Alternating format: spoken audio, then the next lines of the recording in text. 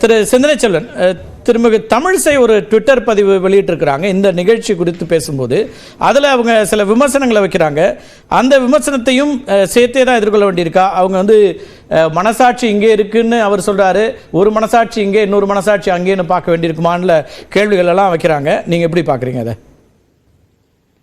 மரியாதைக்குரிய அம்மையார் தமிழிசை சவுந்தரராஜன் அவர்களுடைய கேள்விக்கு பதில் சொல்றது எனக்கு ரொம்ப அது சங்கடமா இருக்கு. அது அந்த அளவுக்கு ஒரு தகுதியான கேள்வியா என்னால் அதை புரிந்து கொள்ள முடியல.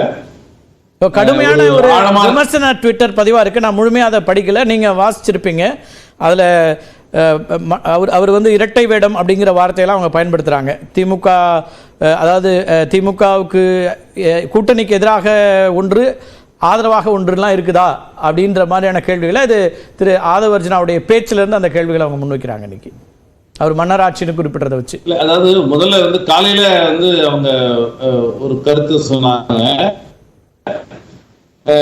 அம்பேத்கருடைய நூல் வெளியீட்டு விழா நடக்கிற போது அதுல கலந்து கொள்ளாமல் அண்ணன் திருமா தவிர்த்திருப்பது அப்படின்னு சொல்லி அது ஒரு பெரிய அவதூறு அப்படிங்கிறது நம்ம எல்லாருக்குமே தெரியும். அது எனக்கு முன்னாடி பேசின நண்பர் பிரியனோ அவரை அண்ணன் ராசி அடக்கப்பனோ அதை சொன்னாங்க.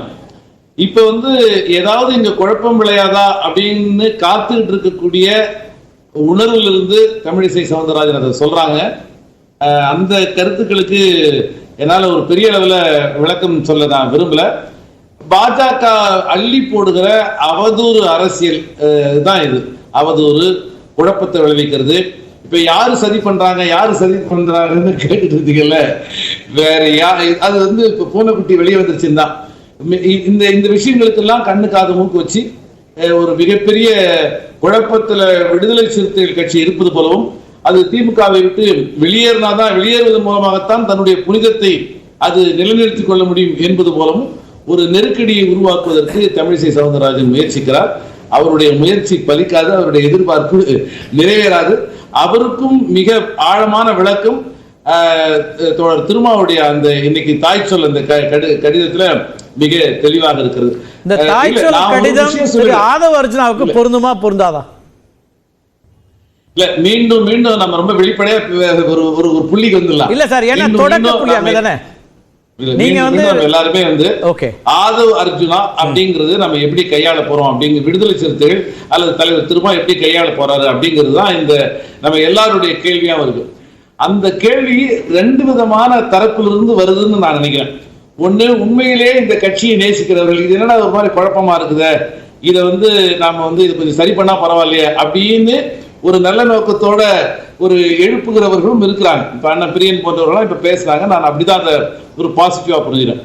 அதே சமயத்துல இந்த விஷயத்தின் மூலமாக கட்சிக்குள்ளார ஒரு மிகப்பெரிய குழப்பம் இருப்பது போலவும், ஆதவர்ஜனாவை திருமா ஒரு டூலா பயன்படுத்துறாரு, வன்னியரசு ஒரு டூலா பயன்படுத்துறாரு, அப்படின்லாம் சில விஷயங்கள் சொல்லி இதை சொல்றது அப்படிங்கிற ஒரு என்னன்னா, தலைவர் திருமாவை பொறுத்தவரையில் மிகுந்த தன்னம்பிக்கையுடைய தலைவர். அந்த நாணயத்தினுடைய மறுபக்கம் அதிகமான ஜனநாயக தன்மை அவர்கிட்ட இருக்கும். இப்ப எங்களுக்கெல்லாம் இடையில கூட நிறைய மாறுபட்ட கருத்துக்கள் இருக்கு. இது ஆதவர்ஜன் கொஞ்சம் ஒரு எல்லாராலும் அறியப்பட்டவர்ங்கிறதால அந்த மாறுபட்ட கருத்துக்கள் ஒரு பெரிய வெளிச்சத்துக்கு வந்துருக்கு. எங்களை போன்றவர்கள் பல புள்ளிகள்ல பௌத்தம் சார்ந்தும் தமிழ் தேசியம் சார்ந்தும் இப்ப ஈழ அரசியலை வச்சு நிறைய முரண்பாடுகள் வந்தப்ப கடுமையா முரண்பட்டு விவாதிச்சிருக்கோம். அப்படி முரண்படக்கூடிய மாறுபடக்கூடிய தோழர்களை அவர் ஒரு எல்லை வரைக்கும் அனுமதிக்கக்கூடியவராகவும் தன்னுடைய தன்னம்பிக்கையின் அடிப்படையில் அவர்களை தன்னை நோக்கி ஒரு கருத்தியலாக ஈர்க்கக்கூடிய ஆளுமை உடைய தலைவராகவும் அதற்குரிய லட்சிய தெளிவு அவர்கிட்ட இருக்கிறதாலையும் அவரு இந்த விஷயங்களை அனுமதிக்கிறார். அவ்வளவுதான்.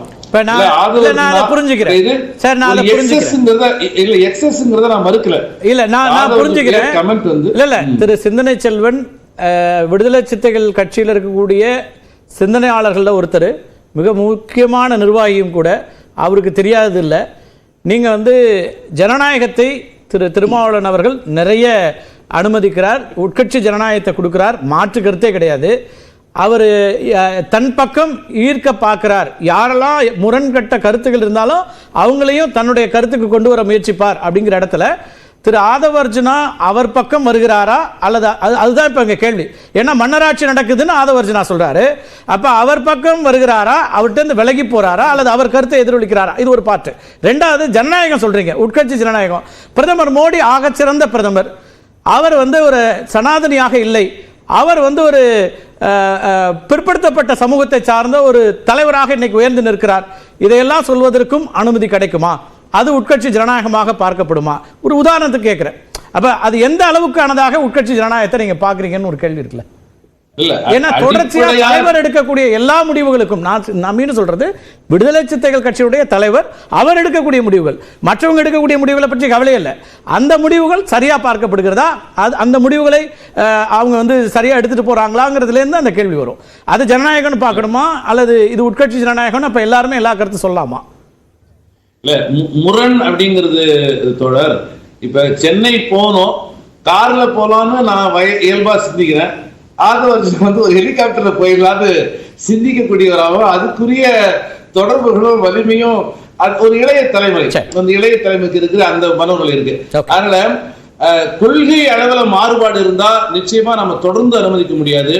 ஆனால் கொள்கையை நடைமுறைப்படுத்துகிற வேகத்துல முன்ன பின்ன மாறுபாடு அந்த தெளிவை நான் எடுத்துக்கிறேன் உங்கள்ட்ட இருந்து. அதாவது அவரும் கொள்கை முடிவுல தான் இருக்காரு, உங்களுடைய ஒத்த கருத்துல தான் இருக்காரு, சிந்தனையில தான் இருக்கிறாரு. ஆனால் அதை நடைமுறைப்படுத்துற வேகத்துல மாறுபாடு இருக்குன்றீங்க, அவ்வளவுதான் இல்லையா? அவருக்கு கொள்கை முரண் இல்ல, அப்படிதான் நான் புரிஞ்சுக்கிறேன். எஸ், மன்னராட்சிங்கிறத நீங்க ஏற்றுக்கொள்கிறீங்க. அந்த விமர்சனம் இந்த காலத்துக்கு பொருந்தாது, இன்னும் கொஞ்சம் காலத்துக்கு அப்புறம் சொல்லலாம் அப்படின்னு அதை எடுத்துக்கலாமா?